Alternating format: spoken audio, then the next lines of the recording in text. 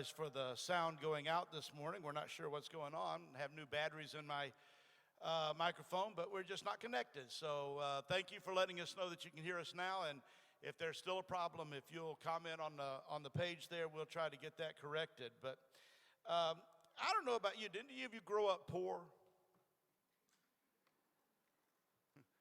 Nobody will raise their hand, but everybody goes, yeah, that's me. Yeah, I grew up poor. And my dad owned a business, but that didn't make us wealthy. We struggled, and they did the best that they could. My dad did the best he could. My mom did the best they could. But back in that day, and I'm talking about the early 60s, mid 60s or so, as a child, we had to create our own creativity. We had to come up with our own entertainment. Toys weren't rampant at our house. We used our imagination.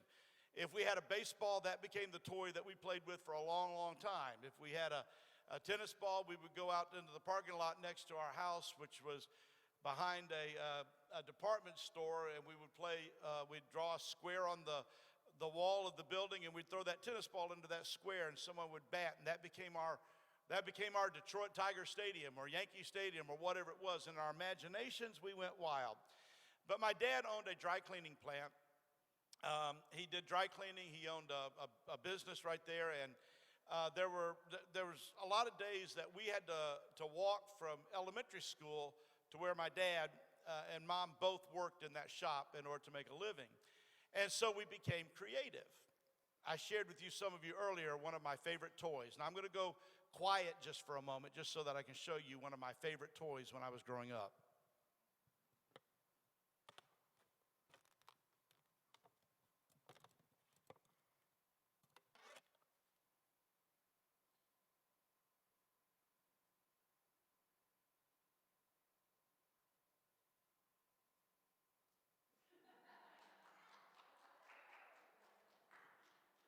Aren't you amazed? I'm still having fun. But boy, have times changed. My dad would have a box of those hangers, and we used to realize that as the hangers got used a lot like we were using them, they would lose their zip, so we'd go get another hanger. And then we'd go get another hanger. And then we'd go get another hanger, and there was a point when it became excessive. Do you understand what I'm saying? We didn't know what that point of excessive was, but my dad did. He knew that we could go through 3 hangers or 4 hangers or 5 hangers, and it wasn't going to cost him anything. But there was a point when he would say to us, that's too many, don't take any more. And in his mind, we had become excessive in using what we were playing with. Have you ever noticed how life has become somewhat excessive for us? Think about it for a moment. How do you know that you're living in the 21st century? How do you know that you're living in 2021? I'm going to give you just some things to hang your hat on here, that you're living in 2021 if you have 15 phone numbers to stay in touch with your 3 family members. We just have phone numbers and phone numbers and phone numbers. You know that you're living in the 21st century when you pull into your own driveway and you use your cell phone to find out if anybody's at home. How many times have Jan texted me from the driveway, are you home? And she's sitting right in the driveway. Sometimes we know that we're living in the 21st century when leaving the house without our cell phone is like leaving the house without our wallet or leaving the house without something of great value. We will literally go back, turn around in the middle of a road, sometimes in a U-turn that panics everybody around you because we have to have access to that cell phone. How many times have you spent more time than you should trying to find your cell phone? Not because you're expecting a phone call or expecting something important, but we have become so attached to it that we can't live without it, even for a small period of time. I often say to Jan, call my number. That means ring my phone, and I hope I left it off silent so that I can find it when the ring goes through. The other night, I found it in my car. I was panicked. I could not find my cell phone. You know you're living in the 21st century when you consider second-day air delivery as being too slow. When you order something and you have to say, I don't want it in 2 days, I want it now. As a matter of fact, I often look for, in my Amazon Prime, I often look for same-day delivery. Because for some reason, I just can't wait for airmail to get to me. You know that you're living in the 21st century and maybe in 2021 when you get an extra phone line so that you can answer your phone calls. You know what I mean? You use one phone for texting and another one to talk on the phone. You get a second phone. It's a common practice today. You know you're living in the 21st century, 2021, when you get up at 2 a.m. in the morning to go to the bathroom and you check your messages before you go back to bed. We've become somewhat excessive. Okay? I want you to hear that word over and over again today, excessive. More than reasonable, maybe. Maybe to the point, and I saw all of you shaking your head like, oh my gosh, how silly is that? And yet there's people who live in that kind of lifestyle. Let me go back to the prodigal son for you for a moment and get to the next word that I'm going to give you. Do any of you remember what the very first word was that we started with? They all start with S, by the way. Self-will. What was self-will? Often leads to our selfishness. Selfishness sometimes creates separation. I won't say sometimes, always creates separation. Today's word is sensuality. Don't you just like the way that sounds? Sensuality. Some of you stopped looking at your cell phones and looked at me when I said that word. Oh my gosh, where are we going today? What are we going to talk about? Oh, that is a mysterious kind of word, isn't it? Listen how it's defined. And he said, a man had 2 sons. The younger of them said to his father, Father, give me the share of the estate that falls to me. So he divided his wealth between them, and not many days later, the younger son gathered everything together, and he went on a journey into a distant country, and there he squandered his estate with loose living. New American Standard says loose living. King James says riotous living. Every translation that you look at may have a different adjective to living there. Loose, riotous, sensual living, excessive living is sometimes used. Careless living is sometimes used. It is this whole idea of, and I'm going to wrap it up into one word. I'm going to call it sensuality. A couple reasons. One, I need a word that started with S, so that was the best one that I could find that describes what I want to do here. But this idea of sensuality, what is sensuality? It is the enjoyment. It is the expression. It is the pursuit of physical pleasure. Okay? The enjoyment, the expression, the pursuit of physical pleasure. Now, sensuality in and of itself, and this is what we need to define today, because you won't understand the rest of what I'm saying until we get a good background here to what I want to get to you. Enjoyment of physical pleasure is not bad. The expression of physical pleasure is not bad. The pursuit of physical pleasure is not bad. Sensuality does not have to be a bad word. It can be a very positive and very good word until it becomes excessive. There's a point where our enjoyment of physical pleasure crosses a line. There's a point where the expression of physical pleasure crosses a line. There's a point where our pursuit, and oftentimes in the word, when I hear the word pursuit in this context, I often think in terms of addictive behavior. That there are some things that we can become addicted to, and it usually means that we have become excessive or we have passed a point of no return. For example, some will say that drinking alcohol is not a bad thing until it becomes excessive, until it becomes destructive, until it becomes beyond a point.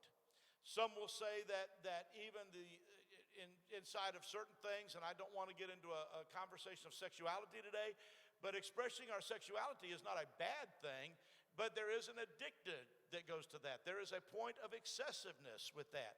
We now have a definition of sexual addiction today. Gluttonous, eating too much. We sometimes don't even think about that eating is not a bad thing until you do it to excess. That's preacher preaching to himself sometimes. We all know that. You know, we all find ourselves in those moments of excess. Even listening to music can become addictive.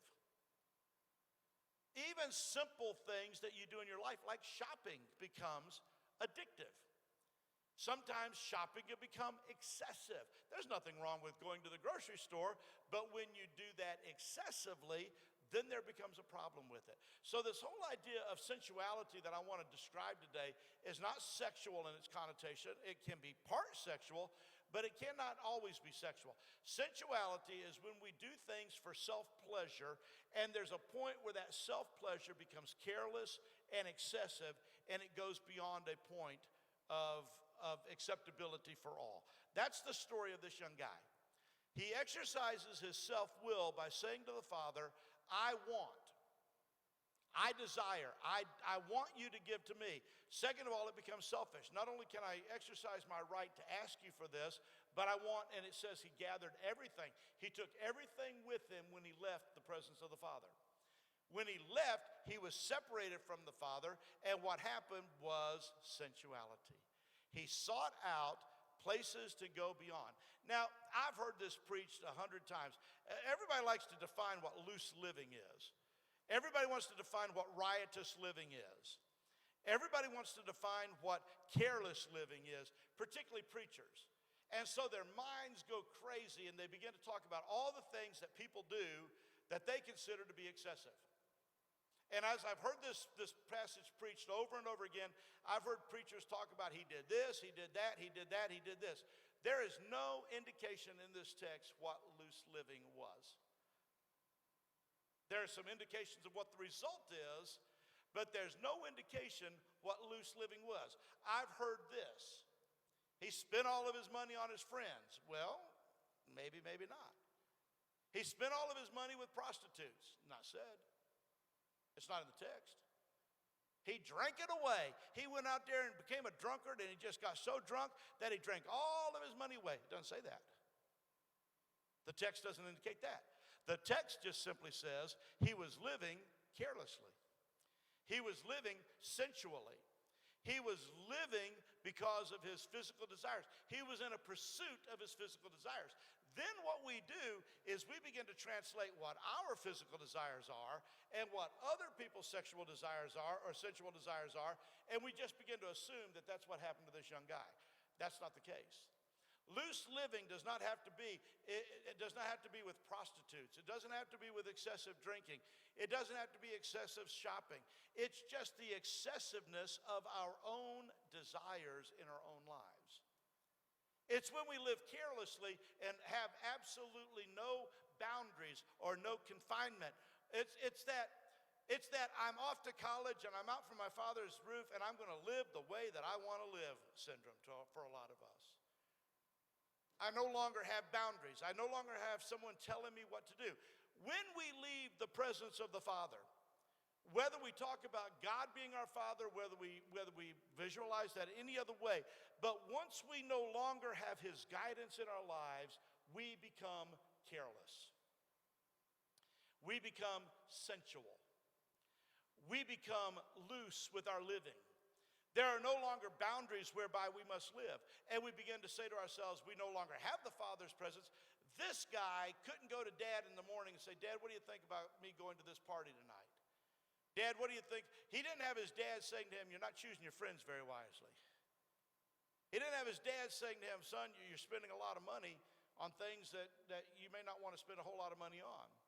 The one thing that I find in this text that I really, really like, and we're going to talk about it in another sermon also, is that never once did it say that the son called his dad and said, I need more money. Would you send me a little more money? I'm running out. Would you go ahead and just send me some Western Union? Don't you love those signs at football games where a kid's got that sign that says, Mom, I need money? It's never Dad. Have you ever noticed that? It never says, Dad, send money. It's always Mom. Mom, need money. And you hope she's watching the TV and that she's just going to sit right down and send a check. And sometimes they do.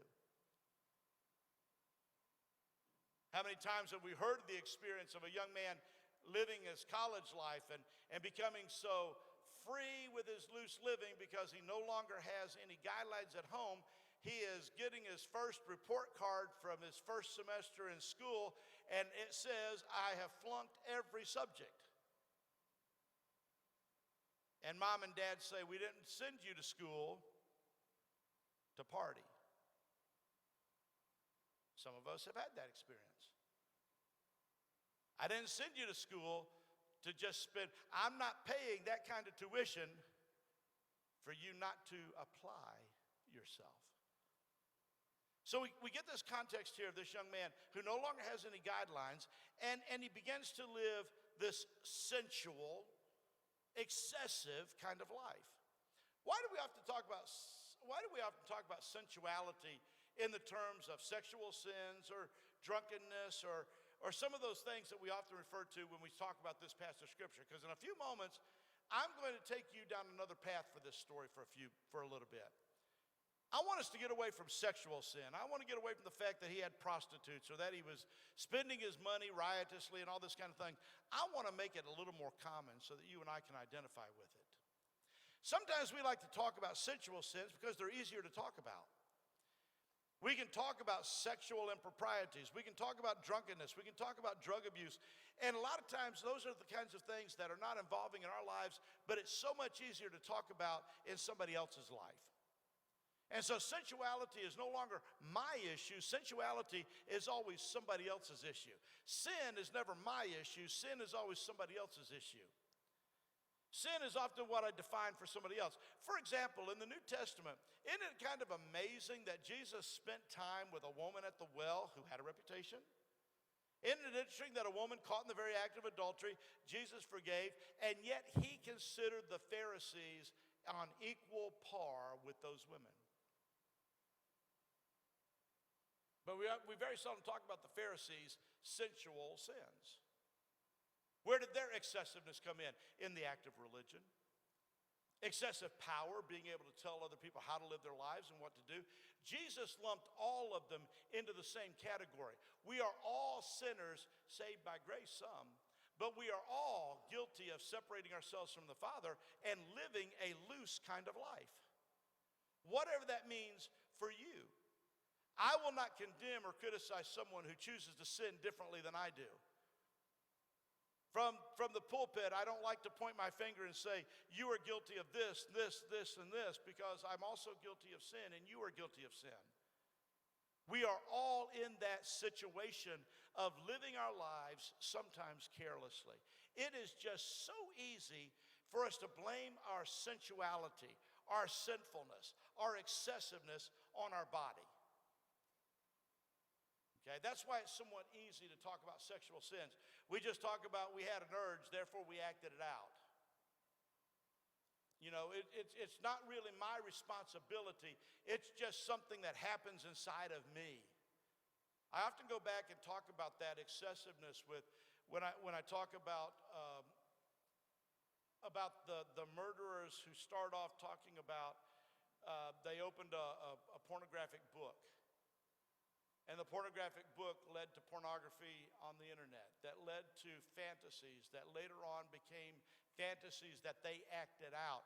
And next thing you know, they're on death row because they've killed somebody in their sexual fantasies. At what point does that go wrong? At what point do we say that they became bad?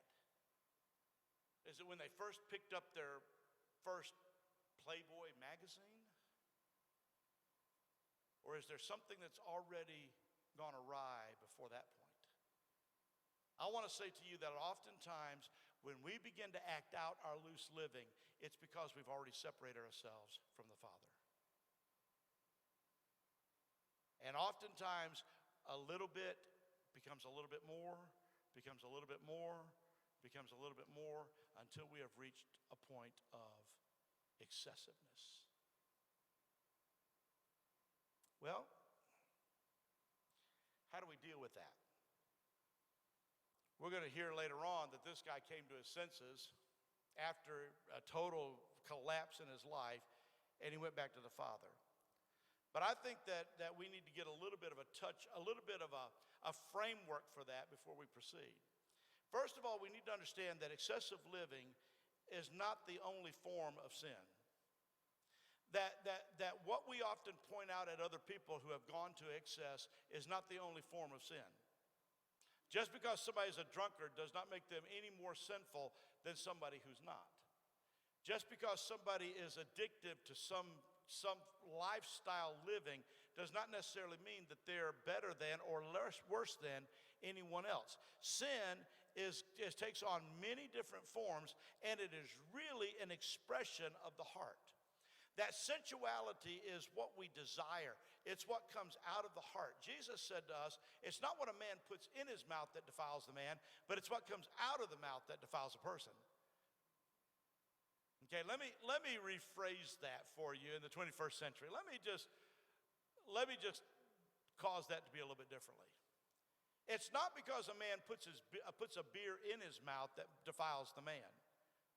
But that man who cannot control his excessive living will often allow things to come back out of his mouth that are far different and far greater and far excessive than what he's just put in his mouth. Are you following me there? The heart of a person may be more damaged than what we see on the outside. What comes out to the outside is an act of who we are at the very root of our being. Now, here's what I want to define for you. Some of us grew up in different parts of the country, and our bringing up was a little bit different.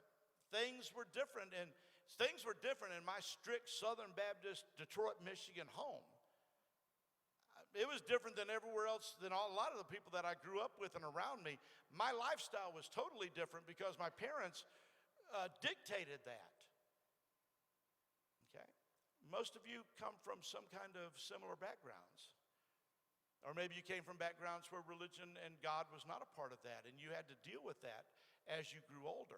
There is a point where our heart and our desire of our heart becomes who we are on the outside. It becomes the genuine Steve Brown. It becomes this genuine person that can come forth.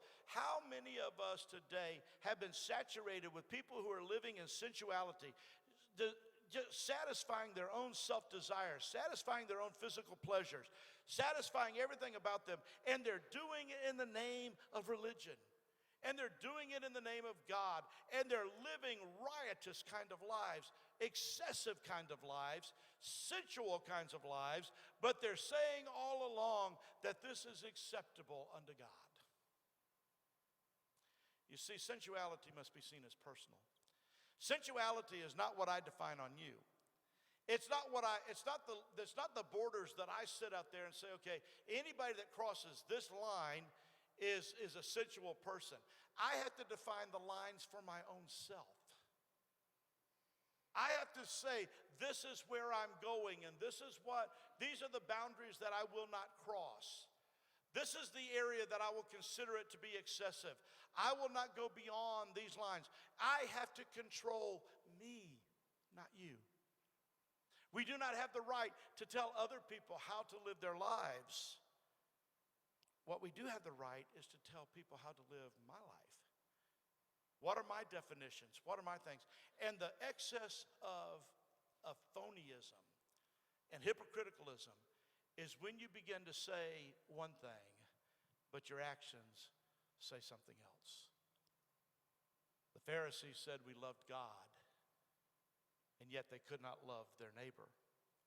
The Pharisees said that God is one who will judge us and condemn us and cause us to be terribly destroyed if we don't live according to the standards that we set for you, but very seldom live by those own standards themselves.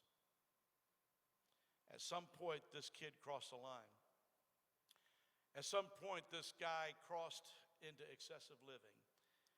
Now, I want to tell you that sensuality is when you get to this point, and you have to define for yourself where you are. Every one of us in this room can be guilty of sensual living right now. Going to excessives, moving beyond a certain point. I'm going to give you 3 definers of what those points may be for you. First and foremost, it is a place of limited blessings. Okay, it's a place of limited blessings. As long as this young man was living at home, he received the blessing of a roof over his head. He received the blessing of a meal every time they sat down to eat. He received everything that the Father could continue to give him and give him and give him. His household or his home was a place of unlimited blessing. When he separates himself from the Father, he is running on what he has in his pocket. And it's running out and not ever being replenished. Now, let me define that for you. When we leave the presence of the Father, we're now living on very limited blessings. Does God continue to say, do we get to hold up a sign down the road and say, "Dear God, send blessing"? Running out. And God just says, "Oh, let me get on that right away." Or is God looking for those people who are seeking him, desire his presence, worshiping him, in service to him, and he just keeps pouring blessings upon those people who are what? Still seeking his presence. You know that you're living excessively when you no longer are receiving the blessings of God. When you can look at your life and you begin to feel like you're running on empty. And all of you are waiting for the next illustration, aren't you? Bruce, what is it? Who runs on empty a lot of times? I do. I'm guilty. If you get in my vehicle, I would be willing to wager that majority of the time it's either below a quarter of a tank or it's below empty. There's a part of me that just hates to go to a gas station. It's not that I don't have the money. I just hate to do it. And sometimes I get so rushed in my life, I say something like this: "Oh, I'll get that tomorrow." Or "I'll get that on the way home from church." Or "I'll get that when I leave this house today." Or I'll stop by. And I always procrastinate and I put it out there and put it out there. But eventually, E means empty. And every now and then, not very often,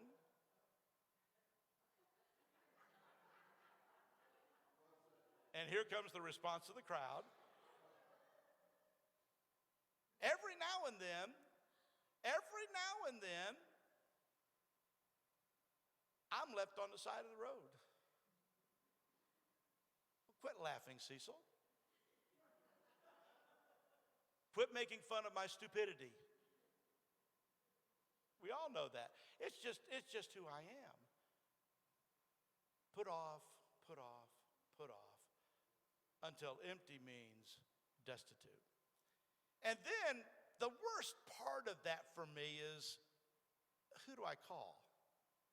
Because see, I've done it so many times that there are some people that don't want to help. Now see, I took advantage of my honeymoon period here at North River Baptist Church because I ran out of gas and I called Bruce one time. But now I can't go back to Bruce because Bruce says, "Stupid." I've called Jan so many times that Jan won't even answer the phone.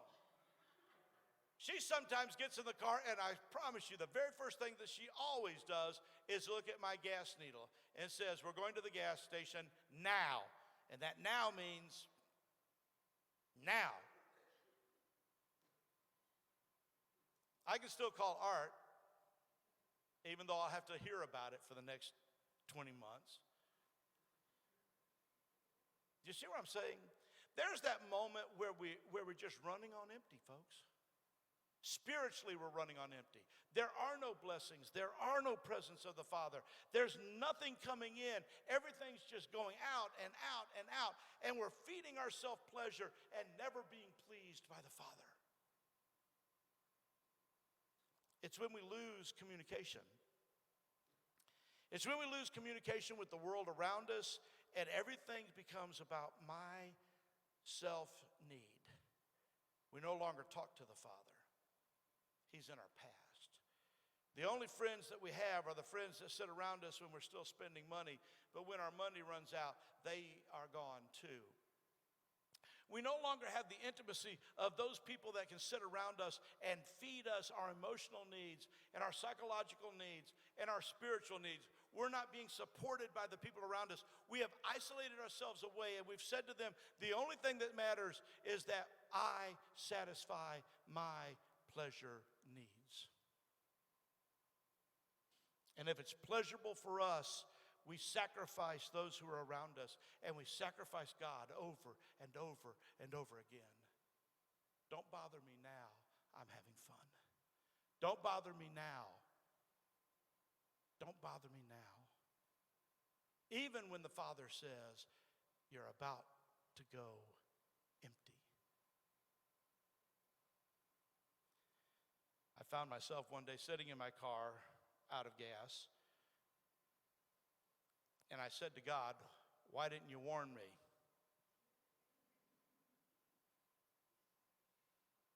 And God said, what do you think that E means?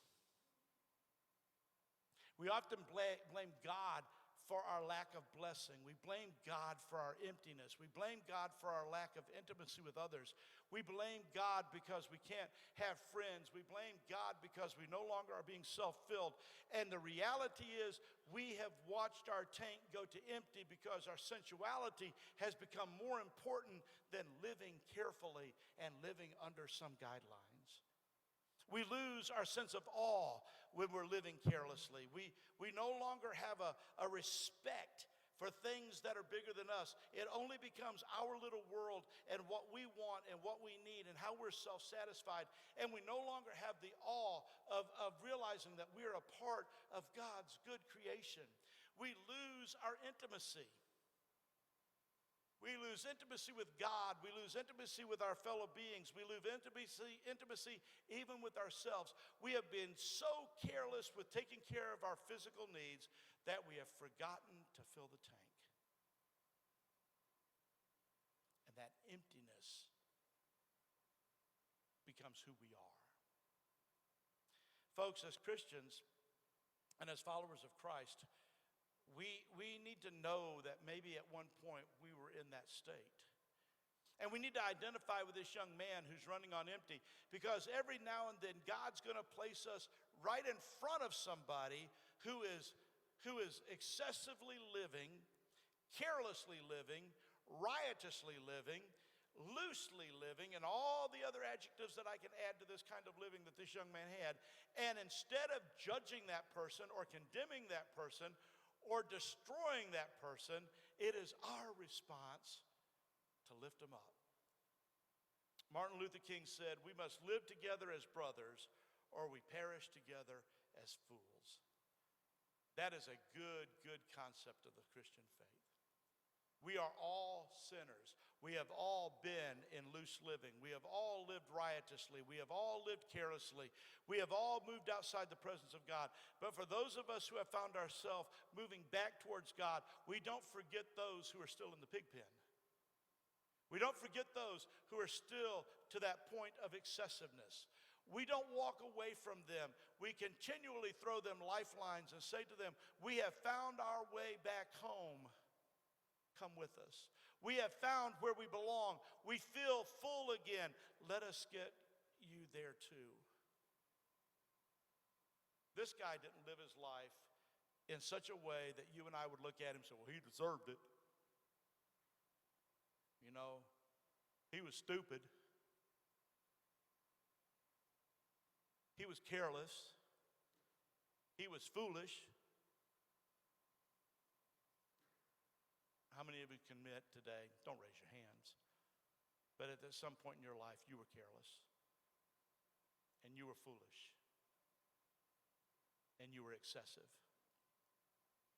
and you were more sensual, not in the terms of sexuality. Please don't turn on that channel right now. But that you had become so self-desiring that your pleasure meant more than anyone else. I wanted to find two extremes, and I know we're out of time, but I wanted to find two extremes for you this morning that are important. I don't think we need to go to Puritanism, where everybody should wear a black outfit, everybody should live a certain way, and God forbid that anybody be caught so that we have to put a scarlet letter on you somewhere. Folks, a lot of those people that wore those black outfits were living as excessive as the people that they condemned. We don't need to go to puritanical approach where we as a church begin to find what pure living is. We also cannot go to the extreme where we become so excessive that we run out of steam, that we run out of empty, we run out of blessings. We don't want to get to the pig pen.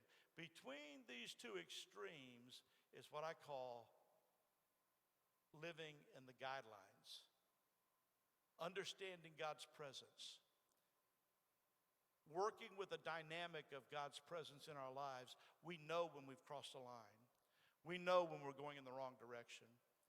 Folks, when people begin to think that it's okay to destroy other people in the name of Christ because of the color of their skin, or because of their political persuasion, or because of anything else that they define, they've gone to excess, and it becomes fanaticism. We're not called to fanaticism. We're called to be people who know what it's like to be in the pig pen, to know what it's like to be on empty, to know what it's like to make our way back to the presence of the Father, and we continually throw lifelines back to those that we've left behind. Somewhere in between puritanical living and excessive living, we live in the presence of the Father. Do we have pleasure? Yes. Are there things in life that God intended for us to enjoy? Yes. Do sometimes people define those things as being things that God doesn't want us to do? Yes, but that's a personal choice. That's a heart choice for each of us to make. But when you begin to realize that you're moving beyond excess, and you realize that you're no longer feeling the blessings of God, when you realize your intimacy is going away, when you realize you're no longer having communication, when no longer you have a sense of awe about what's around you, that your whole life is centered around feeding your self-desires, then you know what it's like to be like the prodigal son. Dear Father, we pray that you remind us today that living riotously does not have to be according to social mores and standards that the church has set. That sometimes our excessive living is just when we sit and do what we want to do at the expense of the presence of God. It's when we continually run until we're completely empty and no longer feeling the touch of God in our lives. It's when our self-pleasure becomes more important than our self-sacrifice. It's when we no longer see the needs of others, but only the desires that we have. And it's then that we also often find ourselves living in misery. Help us, Lord, to know that there have been times when we've crossed that line. We've been excessive. And because of that, we have knowledge of those who are still in the pig pen. Let us be sensitive to them, not judgmental. For you came to seek and to save those who were excessive, those who were outside the presence of the Father, not to condemn. For we pray it in Christ's name and for his sake.